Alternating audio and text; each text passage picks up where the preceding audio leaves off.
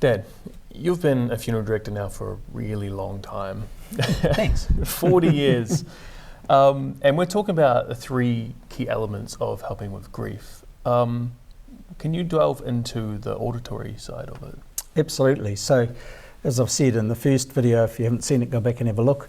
But the three key elements are the visual, the auditory, and the touch, the kinesthetic.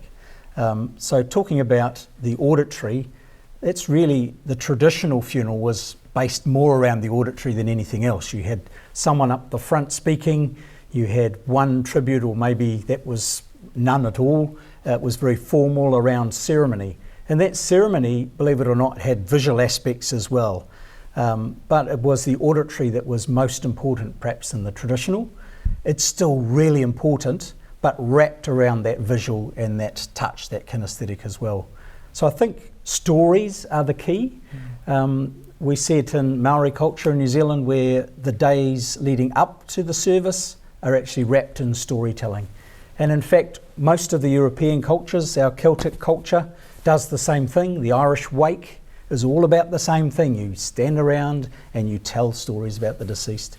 And what it does is includes your auditory processes. So you're soaking in those stories, you're taking them in, you're reflecting on the bits of the person you knew.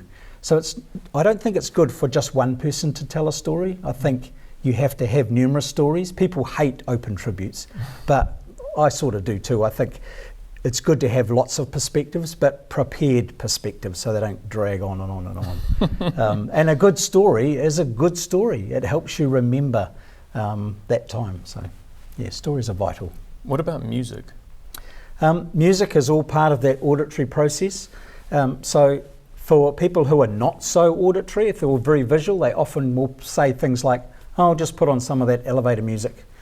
But if someone's a real auditory person, they'll be really specific. They'll give me a playlist on Spotify with 15 songs they want before the service, and this one's got to start at this time. And you know, it's vital to get the music right for those auditory people.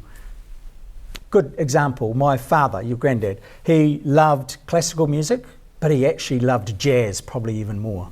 So if we just play classical music, my connection wouldn't be complete. Mm-hmm. But in his funeral, we played Take 5, and that's such a fantastic jazz piece. And it drew me into those memories, and it helped me actually unpack some of that grief as we went along.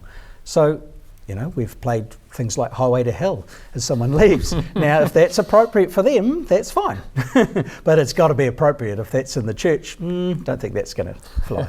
So the right music for the right person brings you into that right space of actually going, yes, this was a good farewell. This made sense, and it does heal. It's really healing. How would you manage distracting noises, say children, trains, things like that? Yep. I've been known to walk up and actually ask if I can take a child out of a service. What we try and do is create atmospheres where the children can be. So if children are noisy, making sure we've set up a play area at the back.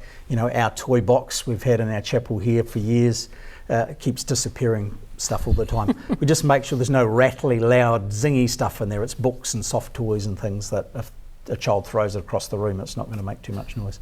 Yeah, noises for auditory people are really, really distracting.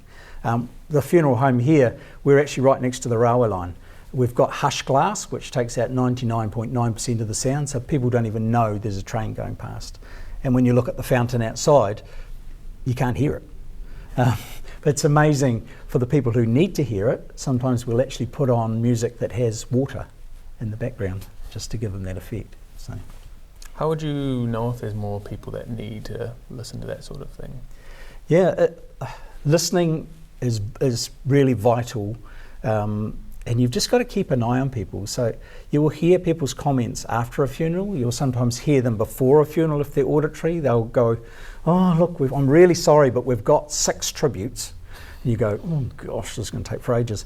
But if they're good tributes, if they're done well, people won't notice the time. I mean, people have come away from a good funeral that's been an hour and a half or an hour and 3/4 and gone, I didn't realise it was that long. So it's about who's creating the service. So sometimes a really good celebrant will draw in those stories in the right way.